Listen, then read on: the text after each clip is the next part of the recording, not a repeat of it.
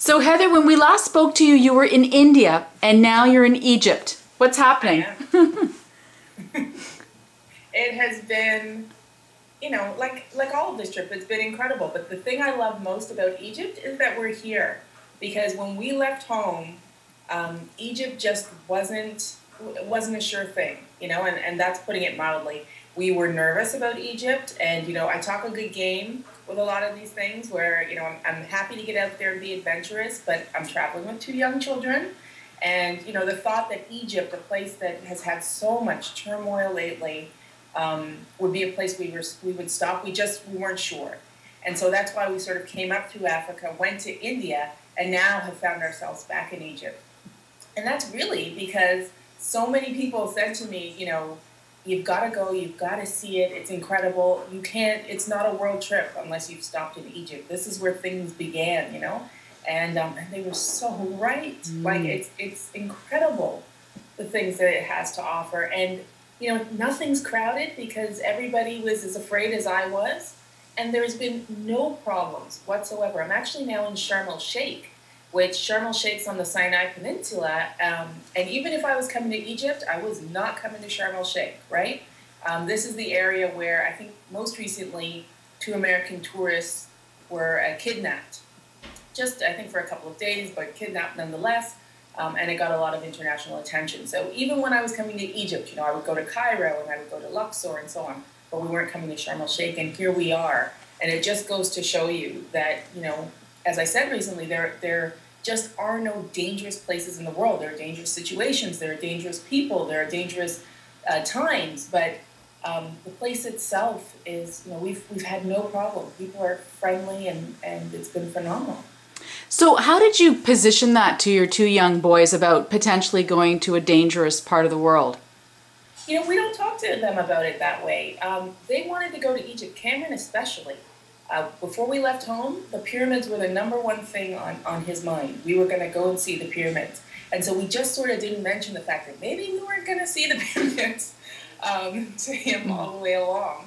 And when we finally said, you know what, Cam, we're going to see the pyramids, he was excited about it. The kids don't really know anything about the Arab Spring and all this stuff.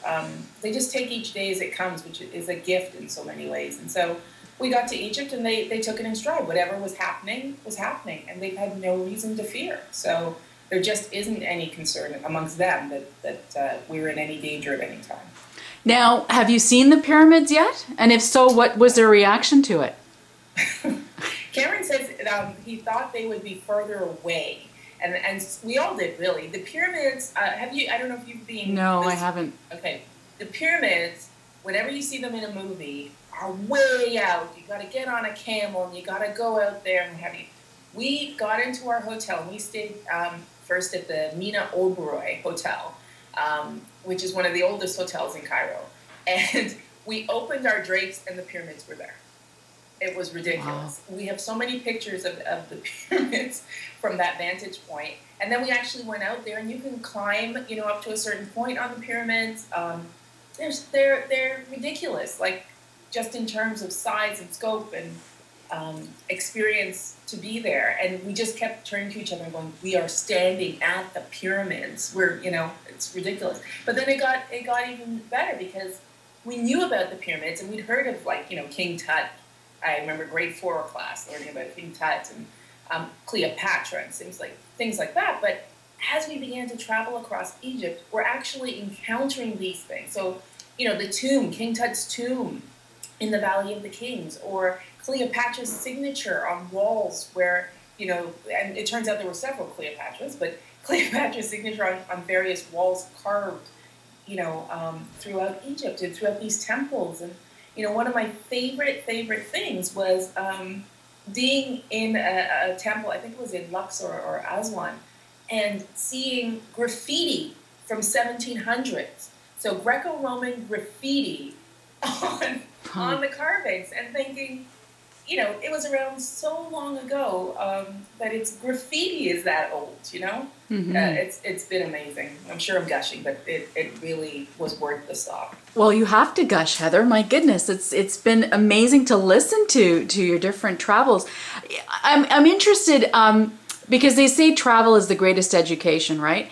And the fact, it's a powerful thought to think that your little boys have seen so many parts of the world that when they encounter those various countries in the stuff that they study at school, that they can actually relate to it because they've been there. And it's a very, it's a very unique perspective. Yeah. What can you tell us about that in terms of how they're going about documenting it? Has that changed since you started? Not really. I think what our greatest gift has been having cameras with us. So we have, I would guess, close to 60,000 photos Oh my goodness. now. So even if they don't remember something, I will have a picture of it to prove. Like, we have tons of pictures. But they're more, I enjoy the way that they approach things, which is they're out there and they're seeing these things and they'll touch and sometimes they're listening, sometimes they're not listening. Sometimes they're playing tag around, tombs, they're still being kids. But, a few days later, a few weeks later, you're talking to them about something and you realize they're pulling in bits of information that they've heard along the way. In a lot of ways, I have no doubt that they have gotten the greatest education out of this trip. I have, the utmost respect for the school system. They're going back to regular school in September, and they've gained a lot out of the system to date as well. But this year, far and above anything they could have learned in a year of school. Mm-hmm. Now, when they go back, I think they're going to be a combination of a teacher's aid and a teacher's worst nightmare. They've got all this extra, and they aren't the kind of kids that aren't afraid to share it. So it'll be an interesting transition for them back to school, I think. Yes, we're going to have... No-brainer. We're going to have to do a whole bunch of interviews about that transition. And when you come to put or organize all those photos, Heather, my goodness, 60,000? I know. Wow. I know. And every time we upload more, and we're walking around with a pocket hard drive with all the pictures on it, and every time we upload more, it's just like, we should probably organize this back. We'll do it later. Ooh. It's going to be a nightmare. It's going to be. But it's great too, because you know what, Lianne? Every time we look at those pictures, we relive those moments. Mm-hmm. Like, we can collapse in a fit of giggles here just by going through pictures of, bathing elephants in Thailand, or doing all these crazy things that we've done along the way. Pictures of people we've met who just cracked us up, or people we've met who really touched us. So I in a lot of ways, I can't wait to go home and sort of go through them again and slowly uncover all the things that we've done this year. Wow. One of the things that we talked about, obviously at the beginning of your journey and at several points along the way, was the planning piece. Now, you and your husband obviously had spent many years, in fact, planning this trip. What would you have done differently, or would you have done anything differently based on now having had the experience of traveling to all these countries from the perspective of a family? I don't want to call it vacation, because it's so much more than that. Yeah. What would we have done differently? I don't know that we could have done anything differently. So the amount of clothes you took, the way things are spaced out. Like, we talked about all that in the beginning, and it was all like a big blank slate because you didn't know. Yeah, there were a lot of times where, I'm a planner. So despite the fact that I didn't do a whole lot of planning for this trip, it was a lot of dreaming and a lot of thinking about it. It really isn't the kind of trip that you can plan in too much detail. And so what's been very stressful for me throughout this trip is the planning piece of it, right? I should be working on what's next. I should be figuring out who we need to contact, or so on and so forth. And I think the only thing I wish is that I could speak to that self, that year ago self, and just sort of let her know that it's okay to not have it all figured out, because I think there was a lot of stress wasted on figuring out, what exactly we should have in our bags or what have you. I had a great chat with a friend and colleague today about the fact that we're now about to head into Europe. And, I was, saying, we've been really lucky so far to have great weather, but, Europe's kind of cold in April. It's not the weather we've been used to. And I said, I'm trying to decide, do we go straight to sort of a Spain and hope for the best, or do we still go to Greece and take that in? And she's like, you buy a sweater, it's what you do. So sometimes we get so caught up in the way we think something's gonna be that we're not really open to the possibilities of what they could be. And so I wish I had maybe planned even less and just sort of jumped into this a little bit, because it's every time we've not been so scripted, it's just opened itself up to amazing possibilities. Now, I think that's a really interesting point, especially from a parenting perspective, because I think a lot of parents plan every single minute of their kids' lives, right? Whether they want it to be planned or not. And so I think that's a powerful message to share with them as well, right? Like you don't have to do that. Sometimes the downtime or the free time comes up, you find these little gems in that time, right? Exactly. Because especially I found that with timing. If you don't know, if you don't have to leave Cairo 2 weeks from the day you get there because you haven't booked your ticket out of Cairo 2 weeks from the day you get there, then you can go to dinner at the local in Cairo's house when he invites you that night. And that's the sort of thing that's happened to us, right? We could have never planned those kind of interactions into our trip, but because we've had places and times when there was the possibility for that, these magical experiences happen. Are you tired yet, Heather? Yeah, I'm tired. Yeah. I'm tired. I'm tired, but I mean, it's funny. My mother will tell you that when I'm home, it's my favorite catchphrase too. Is I'll say, "Hey Heather, how you doing? I'm tired." So I'd rather this tired to that tired. Mm-hmm.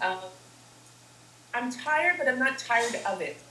And I think that's the difference. We're going. It's been a ridiculous pace, really. I don't think anyone would ever do this exact trip and at this pace. A lot of it is because of the nature of how we're able to afford this, which a part of that is I have to keep working and I need to keep generating story ideas and that sort of thing. And I need to be able to cover enough ground in this year to keep us going with stories and so on in the year or so to come. So, that kind of pace takes a toll. And so, yeah, I'm tired. You can probably see that. You don't look it, though. That's the good news. Oh, good. Whatever you're doing it well, so it doesn't show. What would you say, or would you say that your parenting style has been impacted or has changed as a result of you being with your children 24/7 for the past 8.5 odd months or whatever it's been? Yeah.